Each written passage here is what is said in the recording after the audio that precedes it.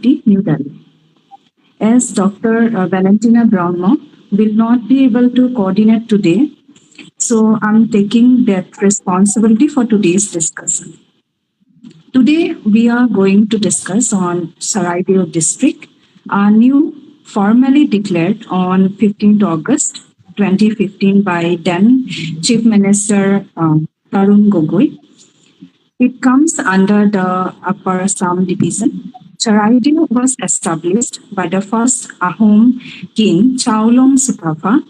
The name Saraideo originated from Thai Ahom word Che Roi Doi or Doi Che Roi, which means the shining city on the hills. If I am not wrong, Paharor Uporot Thoka Ujjol Thai. Later on, it became popularly known as Saraideo or Sarai Khorong.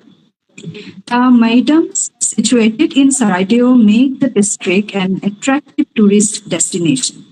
Like pyramids of Egypt, the maidams are actually burial grounds of Ahom kings and queens.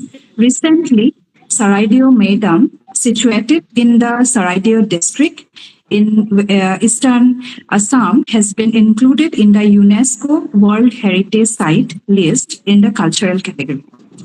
So I welcome you all for today's discussion to throw light on intersection of culture, history, and global heritage with reference to Saraideo district of Assam. Today, we have two prominent speakers with us, Dr. 𝐓𝐡𝐞 Associate Professor, Center for Historical Studies, Jawaharlal Nehru University, New Delhi. Specially interested in the history of ancient Assam, ethnohistory, megalithic culture, oral traditions, and material culture of Northeast India, Dr. 𝐓𝐴 was awarded PhD by Northeast Hill University, Shillong, Meghalaya. He has enormous research articles on several traditions, rituals, ethnomedical plants, and other historical aspects of various tribes and communities from Northeast India. We have special speaker with us today from Shivsagar, Mr. Madhurya Rajkumar, to throw light on this issue. He is a researcher, Secretary of Historical Saraideo Preservation and Development Committee, Buronji Prosidho Saraideo সংৰক্ষণ আৰু উন্নয়ন মঞ্চৰ সম্পাদক. He is also Secretary of Royal Maung Dung San Kham Buddhist Monastery, Lakhua, President of that, and Saraideo. I, on behalf of the Northeast Dialogue, would like to offer a warm welcome to both of you for today's discussion. Welcome, sir. Now, I would like to request Dr. 𝐓𝐡𝐞 to deliver his keynote on this topic. Please. Thank you very much, Rimpi and my fellow panelist, Madhurya ji. I am grateful to Northeast Dialogue for inviting me to this important program. I am honored to be here. It's a privilege to speak about Saraideo, and the Maidams, which are now being a part of the UNESCO World Heritage. I joined with the rest of the country for the celebration of this great event, and I also extend heartiest gratitude and respect to the people who are involved in this entire process of doing all the field work and the dossiers for the recognition process. It is indeed a great job that the people of Assam would ever remember, and our future generation will be grateful for their humble, dedicated work.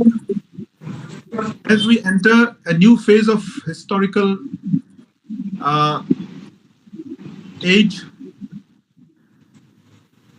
we at this moment should remember our ancestors who successfully defended this land for the many, many centuries, starting from Maharaj Prithu to our great hero Lachit Borphukan.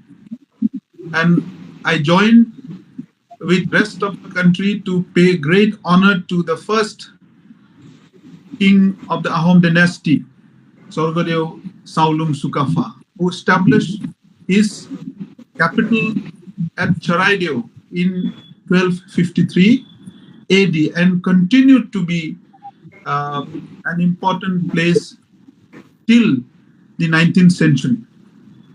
So Charaideo has a great historical importance as far as the history of Assam and the history of India is concerned. So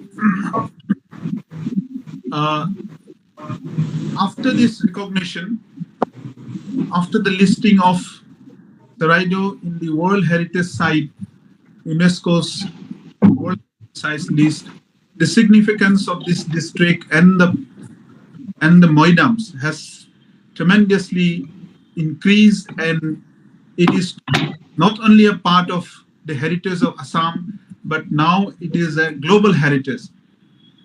It is a heritage that the world will now come to know with the progress of time. So as we speak about Charaideo, I would like to give a simple and very brief introduction of the area. Charaideo is now a district, but earlier, a few years ago, it was a part of the Sibsagar district, which was once the seat of the Ahom kings. It is now situated in the Charaideo district, and it is around 30 kilometers from the Sibsagar town, around 80 kilometers from the Dibrugarh airport, and it is well connected with train and through highways. It is around 400 kilometers from the Guwahati city. So coming back to the historical background of this place, as I have already spoken, that Charaideo was made capital by the first king Saulung Sukafa in 1253 AD. So previously this place was actually a place of worship by, according to historians, it was a place of worship of these Borahi people. And this place is located in a small hillock adjacent to the plains, especially the Dikho Valley, and it has a very strategic significance as it connects with the Naga Hills, which is now called as Patkai Hills. So at this very place, the Ahom King Sukafa started his rule, and until its transfer to other places like Gorgaon and Sorogua, Charaideo remained an important seat of the government.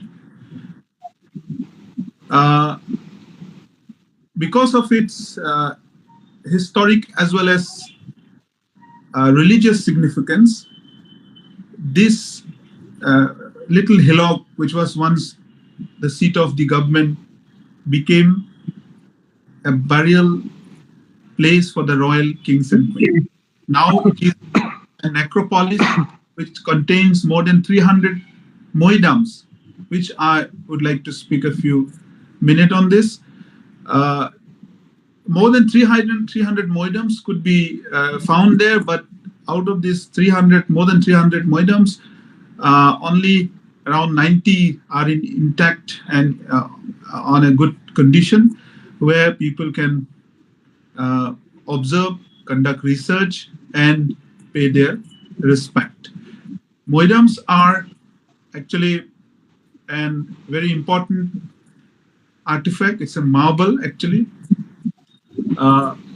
It is, sometimes people call it pyramids of Assam, but it's not a pyramid. In fact, It's a hemispherical mound which contains the body of the dead kings and queens and the royal families. So if we talk about this burial mounds, the size of these mounds varies from 20 meters to less than 15 meters in height. And these are very large in terms of its size, and it is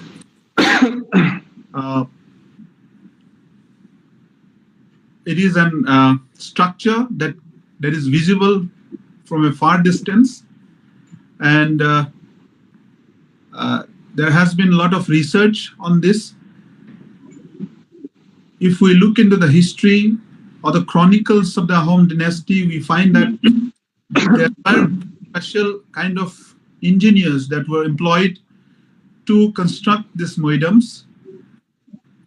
There is a Burangi called Chamrung Fukonor Burangi. It has the detail of various moidams, and also it contains specific details and a technique that was used for constructing these great marvels. It is said that, and it's also proven that these moidams not only contain the dead bodies of the kings and queens and as well as the royals, but also it contained the servants and other close associates of the kings before the rule of the great king called Rudra Singha. There was a tradition of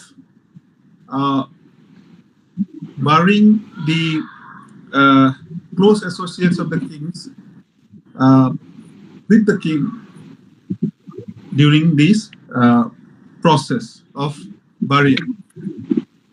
So as far as the preservation is concerned, since the recorded history, we have found that these moidams have been desecrated several times.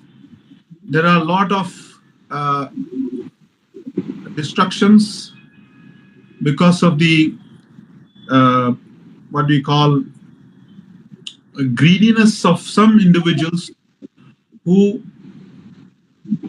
was interested to collect the riches that were given to the dead kings in the moidam. And we also found some records that speaks that several kings themselves had to dug out the grave goods, valuable grave goods to pay some war indemnities.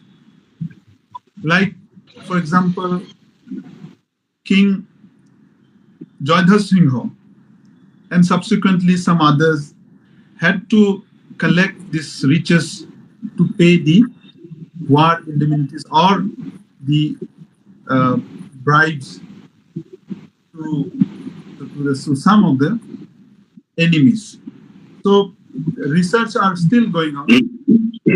There was an excavation in the Soraido archaeological site, but it was quite hectic, and despite having a lot of scientific excavation, the artifacts discovered in those moidams were very limited. So therefore, there is a question of identifying the moidams. It's a great challenge because there is nothing concrete that have been found to identify these moidams. If we look at the moidam, we will find that it is very difficult to discern from one moidam to another to create distinction because of this similar size and shape. And also there is no record of the origin of these moidums. Therefore, it is still a challenge to identify these moidums.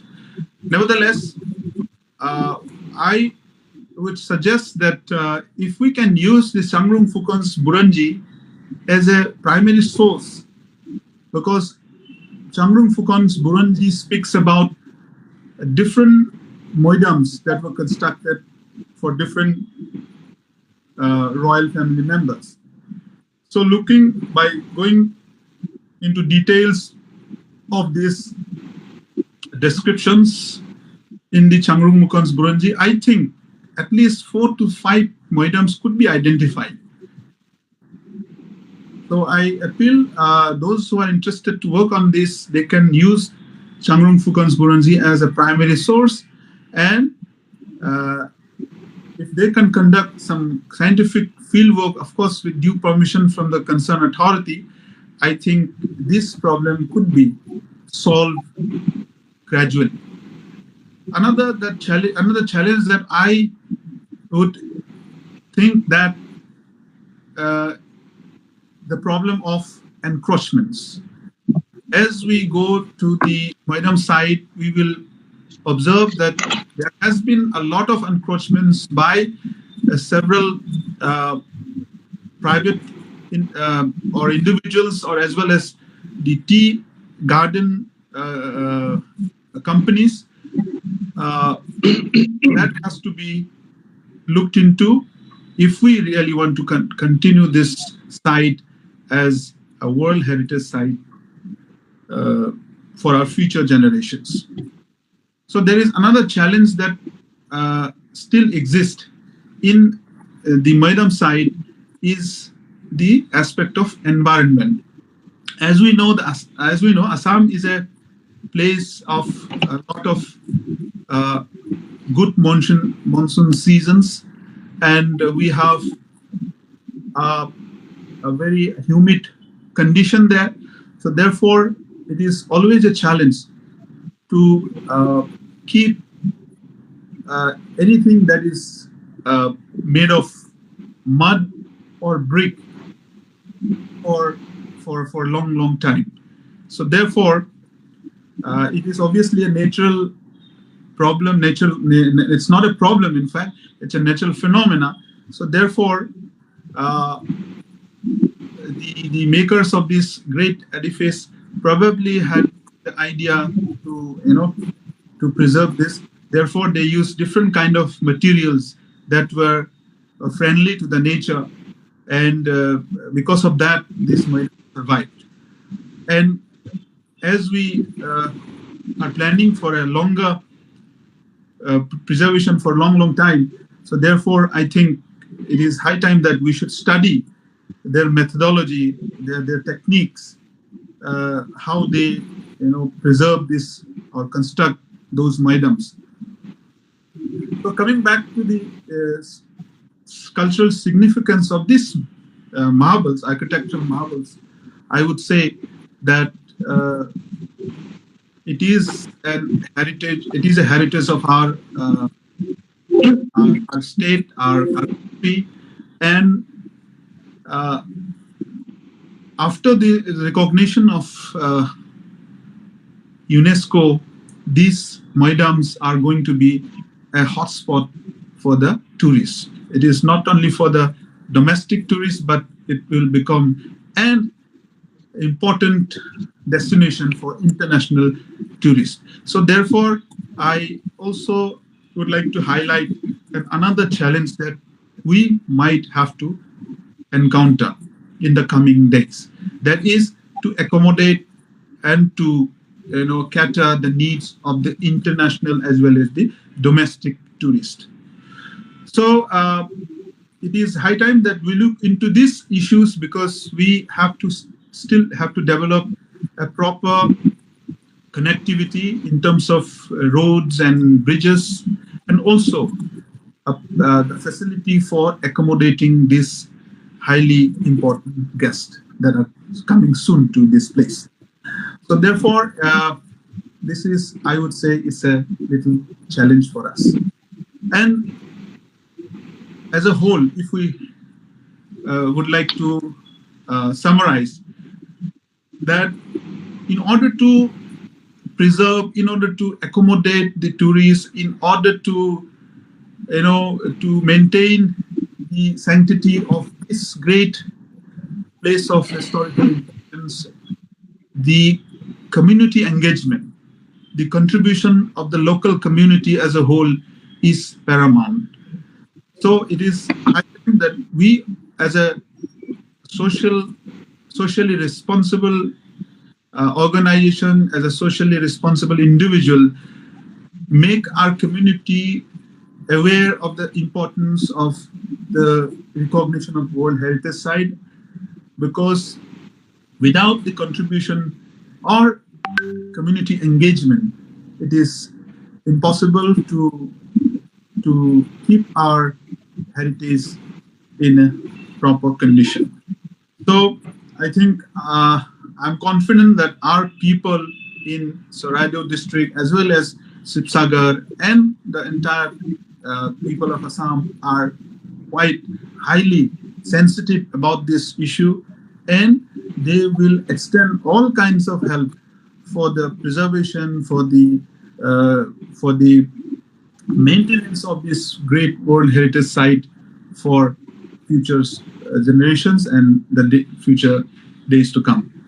So it is my privilege to be part of this program. Anyway, I thank all the participants and also to my fellow panelists for consenting to speak about the various aspects of the museum, and I'll be happy to interact with all in the near future.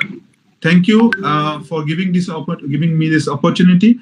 I think I will end here. Thank you. Thank you so much, Dr. Patas, for throwing light on our ancestors, introducing us with the demography of the location, how to go and to and fro. You have detailed in a very detailed manner, more than about the structures. Thank you so much, sir. And again, the most important thing was that community engagement. I like that part. It will be very grateful, and it will be very helpful for the local people also to get employment, as well as to be a part of that privilege preservation procedure. Thank you so much, sir, for throwing light on that. Now, I would like to request Mr. Madhurya Rajkumar to kindly address on today's topic. Please, sir. Thank you very much, and thank you, the team Northeast Dialogue, that you have given me this opportunity to be here. So I'm really grateful to you all. So first of all, I'd like to tell you one thing that this Saraido. So the basic thing is the sources of the history. What we rely on, the primary sources of the history, that is the Thai manuscripts. Everything is written in the Thai manuscripts. As Dr. Pater said, that Sangrin Phukan Buranji, it is actually the engineering details has been depicted in this Buranji, and also in the Royal Chronicles, you will find multiple mention of Saraido. And Saraido is not only the necropolis; it is it was the capital, first capital, as you mentioned, and also it is the most sacred place, because till 1856, you know that there were 24 shrines, Ahom shrines, were in Saraido. It is mentioned in Mills report, A.J. Moffat Mills report in 1856. Till 1856, it was seen there, and also now you can see the remains of the this ancient monuments. And also the most important thing is that the capital complex, you know, as mentioned in the Buranjis. I would like to refer the Royal Chronicles, especially written in the Thai, because in Thai Ahom language you can find out all these sort of things. And but in the English translations, I should tell you one thing, that English or Assamese translations, the things were not properly translated. So if I refer one book, that is Gulab Chandra Borua's Buranzi, Ahom Buranzi, in one side the Thai, it is written in Thai, and in another side it is written in English, this translation. But if you read the Thai part, you will find different things, and in some parts, okay, I'm not telling you that in all parts, and but in English part, some things were missing. Now we have studied this Thai manuscripts, and we have found the exact descriptions. And I would like to tell you one thing, that Saraideo, it was actually the area of the, it is written in the manuscript as the worship area of Tumisa. Tumisa means the Moran people, not Borahi people exactly. So the Borahi people are, say, people in Ahom language, they are said as Khang Rang Yao. But the Moran, it was the original place of the Moran people. So even now you can find many Moran villages near Saraideo. So Chalung Sukapha, he started his journey from Mungmalung in 1215 AD, and he arrived Saraideo in 1253 AD. So he took 38 years, long march, 38 years to reach Saraideo. And actually in the Buranzis, it is mentioned that Se Rai Doi, and the two words Se Rai Doi and Se Tam Doi. Se Tam Doi, it means the city in the foothills, and Se Rai Doi, as you say, that is city, the shining city on the hilltop. So okay, so this is the history, and you will see in Saraideo, actually, now this magnificent Moidams basically is now known for the necropolis. And we got this World Heritage recognition only for this Moidams necropolis here. So basically, the Moidams, the structure is very interesting.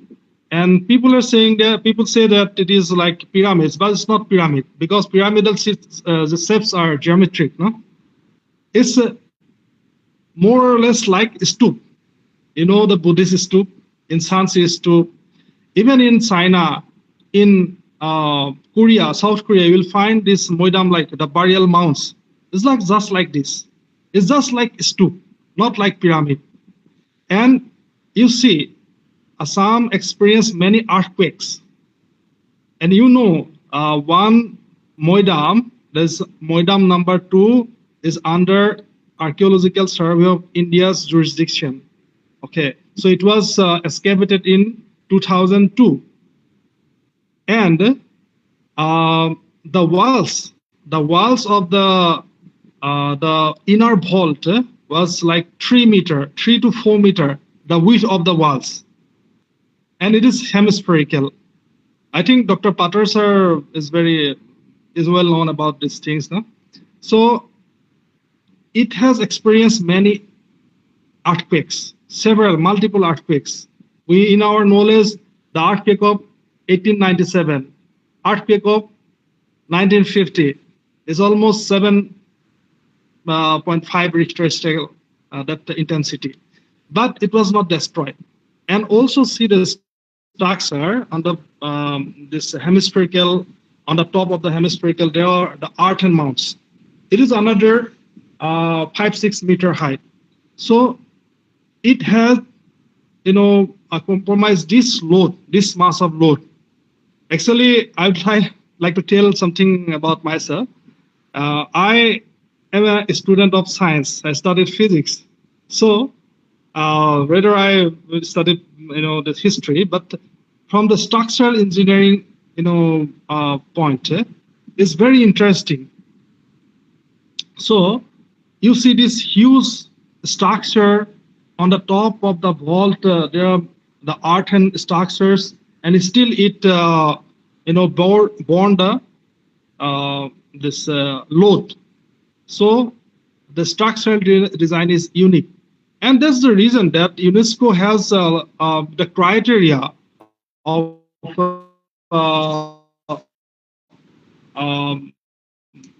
putting it in the World Heritage Site, permanent list of World Heritage Site. There are two criteria. One is the criteria number 3, another is criteria number 4. So it's a unique structure, unique testimony of the cultural tradition of a civilization. That is one thing. Another is that unique building architecture. So these are the two things, two criteria that UNESCO considered to enlist it in its permanent list. So another thing is that it is a living tradition. The royal family, not all, but some of the members or some families of the Ahom royal groups, they still they continue. They still do this moidam, and that another thing is that the priest family, they still do this moidam culture. It is a living heritage. The third thing, that the preservation. Now the ICOMOS, the World Heritage Committee, and the government of India, they recognize that this is the best practice, best community. It was in Saraido, there was best community participation. All the members, all the people, all the villagers, all were participated and contributed for its preservation, towards its preservation.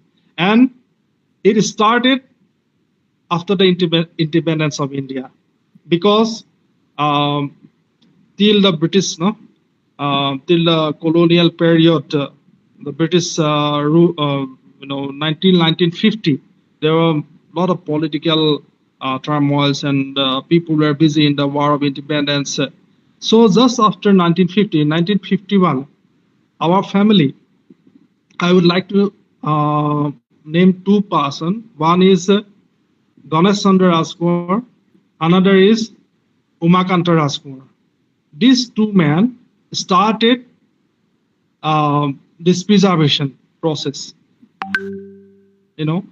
and they requested the Chief Minister Bimala Prasad Saliha to preserve this, because earlier it was the whole area, it was occupied by the Saraido Moidam Tea Estate, and in 1957 probably, then Chief Minister of Assam, he seceded this area from the occupation of the tea estates, and since 1952, 51 and 52, the local people started to offer the tarpon, the Biralis Khan Haraidia, we say, for the, this is a homage, annual tribute to the kings, Ahom Safas. So in 1975, the local community of Saraido, they started started the preservation process properly. The government of Assam started in 1975. They took this into their jurisdiction, the Department of Archaeology. Okay, so since then, it is now 7 decades, and my personal involvement in the preservation of Saraido started since 2000, since era 2000. It's now 24 years.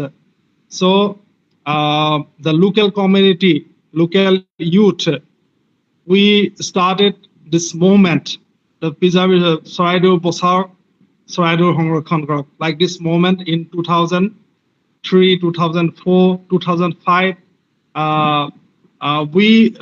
you know that Dr. Proktim sir said that there is a problem of consistent problem of encroachment, and in 2005 we we cleared a lot of encroachment in Dewhal Pahar. And in 2014, we cleared the encroachment of Sukaphamoy Dam.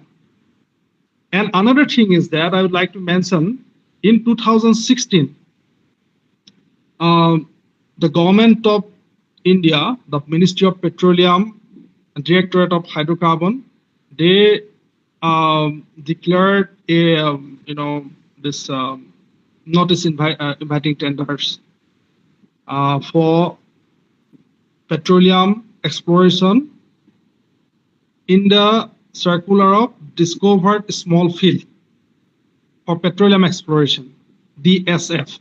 So Saraidew, this area was named as DSF Saraidew and open for bidding. And immediately we wrote to the Honorable Prime Minister for his intervention. And positively, the PMO office intervened the matter with this Buronji Prakhidda Saraidew Hongrakhan and Unnayan Mancha. We wrote directly to the Prime Minister. And then the Prime Minister office intervened the matter to the Petroleum Ministry. We got these communications. The Petroleum Ministry immediately inquired the matter, and later this process was stopped. So these are some things that behind the preservation of Saraidew.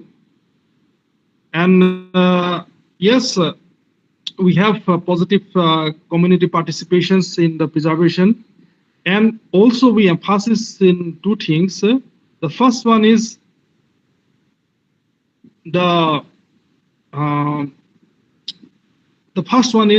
study of Saraidew from with a proper scientific manner. We would like to appeal the academicians to start a subject called Moidamology to study the Moidams. And one point I'd like to mention here, that it's a popular concept that the servants of the kings, the queens, they also put inside the Moidams. But in no manuscripts it is written. And interestingly, in the Moidam that was excavated in 2002, the Archaeological Survey of India, they found 4 skeletons, 4 skulls especially, 1 male, 3 female. So then everybody says that, well, see that the queens and the servants, they were buried together with the deceased king. But it's not true. The reason I'm telling you, this Moidam, it was the carbon dating was done, and in this among the skulls, 1 skull is of male and 3 others are female skull. So 1 female skulls, the expert dated name as 30 years old, about 30 years old woman. 1 skull is of about 20 and early 20s old. Another was not, I could not do it. I could not do it. So we have the information in the manuscript that the Udayaditya Hingha, Udayaditya Hingha, in Ahom it is he is a Chao Chunatha. Udayaditya Hingha was killed by his brother Ramadas Singha. He killed his brother, 3 queens, and entombed. So this information is written in the manuscript. It's not the tradition to entomb the servants and the queens, but he was killed, and his consorts were also killed. And exactly 3 female skulls are found here. So these are the things, that is the tradition. And also in some books it was written as the elephants and horses, everything was, they put these things also. But it is also not true, because it cannot, you cannot, if you see the size of the inner vault, you cannot put an elephant. So these are the things, and I think that we have to study the manuscripts, we have to study the archaeological remains scientifically. Then these things can be found. And I would like to tell another thing is that the traffic of the tourist traffic, it was asked by the ICOMOS expert when he met the stakeholders in Saraido before it was declared as a World Heritage Site. He asked this question, that how will you handle this tourist traffic, international and domestic tourists? So in my view, that proper community education, awareness and participation, it is the only solution to handle these things. So thank you. Thank you so much, sir, for throwing light on several issues that we personally, I didn't know earlier. You have cleared a lots of things that we must know, starting from linguistic part to historical facts, then minute details of the maidams, and talking about the rumors that is there, like servants were also buried there. In fact, I also believe that. So I'm sure that it will help us, or researchers like us, to do more research on this and to clear our doubts. And thank you so much again to Dr. Patra sir again. Thank you, sir. And now with this, we have come to the end of our discussion. So I would like to express my gratitude to Dr. Raktim Patar and Mr. Madhurya Rajkaur for accepting our invitation to deliver some minute details on Saraido district and maidams, which will be very, I'm sure, very beneficial for the researchers and as well as for the tourists also, which will guide them to reach and